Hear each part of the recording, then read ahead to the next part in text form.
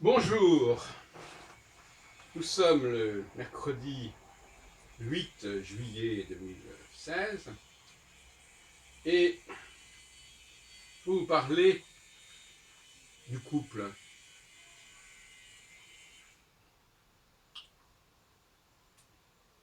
En rapport avec la sexopsychologie.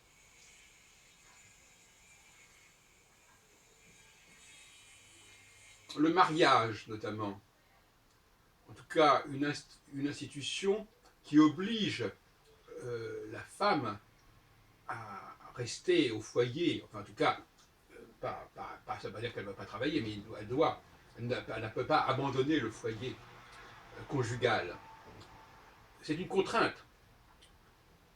C'est une contrainte, ça veut dire qu'on ne supporte pas euh, qu'elle puisse aller se balader ou qu'on ne sache pas exactement où elle est, etc.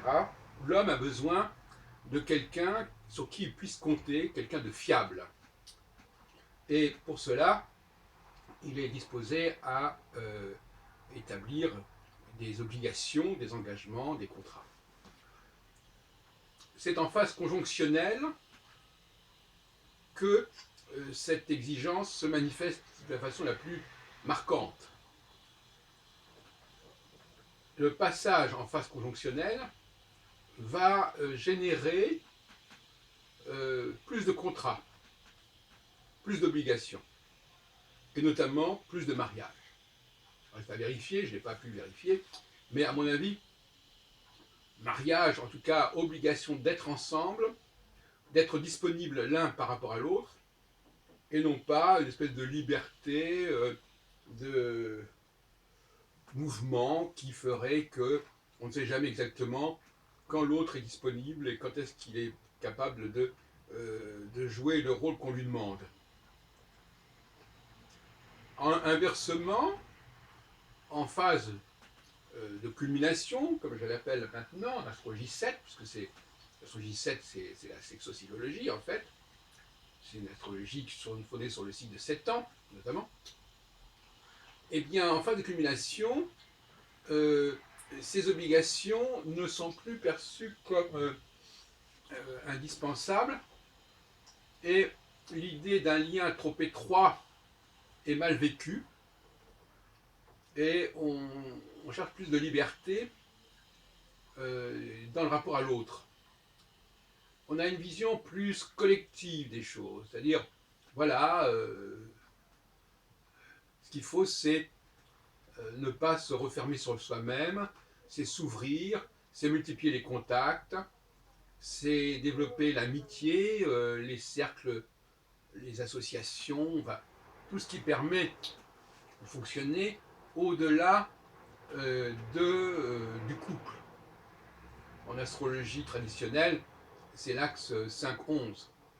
L'axe 5, la maison 5, enfin je dis ça parce qu'il y a un savoir, il y a un bagage dans cette astrologie, même au niveau purement du savoir, sans parler de la question d'application technique, qui est un autre problème. Mais cette opposition entre la maison 11, qui est celle des amis, des groupes, et la maison 5, qui est celle du couple, est très intéressante. Et il y a un basculement qui se fait dans ce sens-là. Autrement dit, telle attitude qui est acceptable dans la phase 1 ne l'est plus dans la phase 2, et inversement.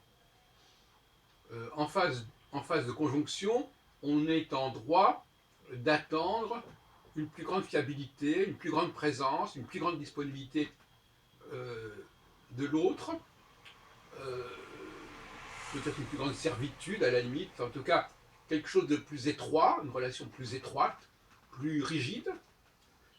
Et en phase de culmination, et on sait très bien que les femmes, quelque part, ont des revendications justement par rapport au carcan du couple, n'est-ce pas? Mais ces revendications, elles se font en phase de culmination. Donc en phase de conjonction, on retrouve un schéma classique de mariage contraignant, homme-femme, etc. Obligation, servitude, etc. Par contre, en phase de culmination, on a une société beaucoup plus globale, beaucoup plus collective, où le couple n'est pas déterminant.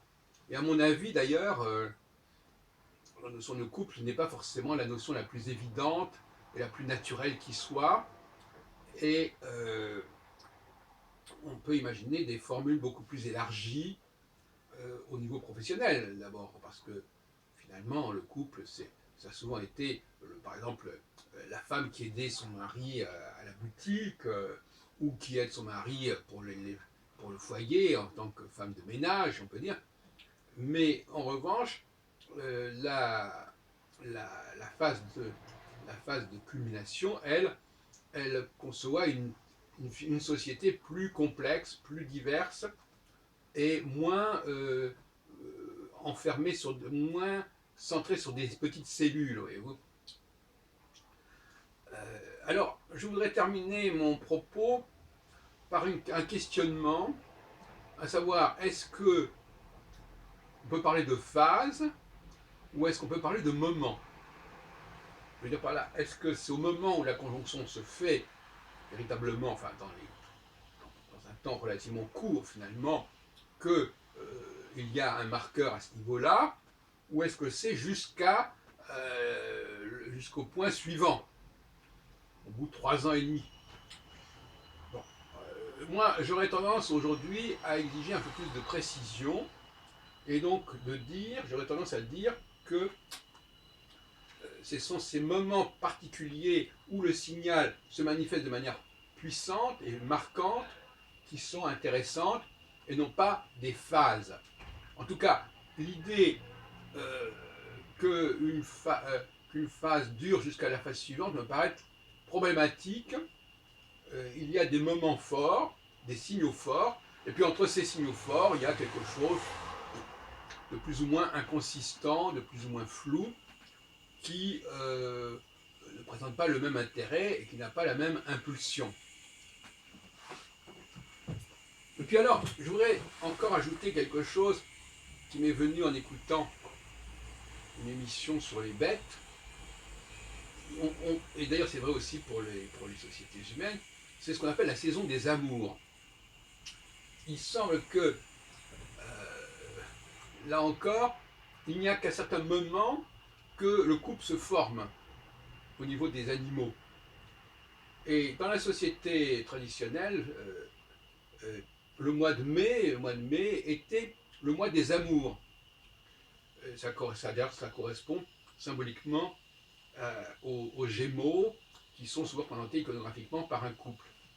Donc, là encore, on a quelque chose de ponctuel. On n'est pas dans des relations qui sont permanentes et qui se perpétuent indéfiniment. Ce sont plutôt des moments dans l'année ou des moments pendant le cycle de 7 ans qui sont marquants et non pas un processus de durée indéfinie où on est constamment dans une même démarche. Il y a des moments forts et puis entre ces moments forts, il y a quelque chose de plus vague. Voilà.